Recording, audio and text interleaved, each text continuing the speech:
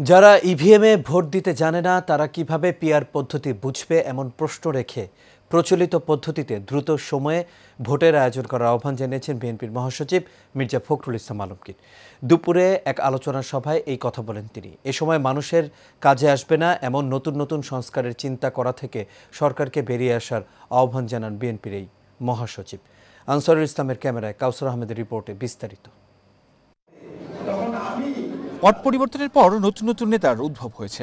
কেউ কেউ রাজপথ কাঁপিয়ে মিছিল শোডাউন দিচ্ছেন, কিন্তু আওয়ামী ফ্যাসিস্ট সরকারের দমন পীড়ন নির্যাতনের ভয়কে জয় করে যারা মাঠে ছিলেন সেরকম একজন ত্যাগী নেতা ছিলেন স্বেচ্ছাসেবক দলের সাবেক সভাপতি শফিউল বারী বাবু।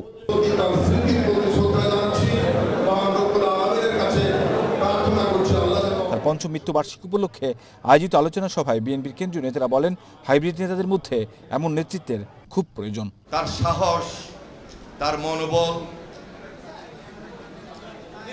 তার মেধা এবং সিনিয়র জুনিয়র যারাই ছিলেন তাদের সঙ্গে বিনয়ী হয়ে কথা বলা, তার ভদ্র উচিত আচরণ আমাদের সবাইকে তখন কিন্তু আকৃষ্ট করেছে। তার সাহসিকতা, একজন যোদ্ধা, 90-এর আন্দোলনে কামরুজ্জামান, রতন, আব্দুল মালেক সহ যারা সম্মুখ যুদ্ধে ছিল তাদের পাশে এই বাবু ছিল। আমরা বাবুর সাথে রাজনীতি করেছি, কিন্তু আমরা বাবুর পরিবারের প্রতি ততটুকু খেয়াল রাখতে পারছি না যতটুকু রেখেছেন আমাদের ভারপ্রাপ্ত চেয়ারম্যান এবং আমাদের মাননীয় সংগ্রামী মহাসচিব। এ সময় প্রধান অতিথির বক্তব্যে বিএনপি মহাসচিব তার স্মৃতিচারণ করে সমসাময়িক রাজনীতি নিয়ে কথা বলেন।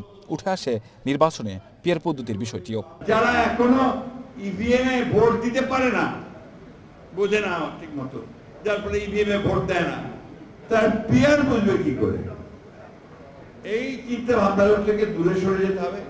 এবং দুঃখজনক ভাবে আমাদের দেশের কয়েকটা রাজনৈতিক দল এটাকে প্রমোট না বন্ধ করে বসে আছে, এটা না হলে নির্বাচনে যাব না। নতুন নতুন সংস্কার বাদ দিয়ে প্রয়োজনীয় সংস্কার শেষে নির্বাচন দেওয়ার আহ্বান জানান মির্জা ফখরুল। বাইরে থেকে এসে বসে বা কাউকে আপনার নতুন নতুন চিন্তা ভাবনা দিয়ে কিন্তু দেশের সমস্যার সমাধান করা যাবে না। আমরা খুব পরিষ্কার করে বলতে চাই, আমরা চাই অবিলম্বে সংস্কারগুলো শেষ করুন, অবিলম্বে এই যে একটা আছে আপনার সনদ ঘোষণা, সেই সনদও ঘোষণা করুন। কাউসার আহমেদ, এশিয়ান টেলিভিশন, ঢাকা।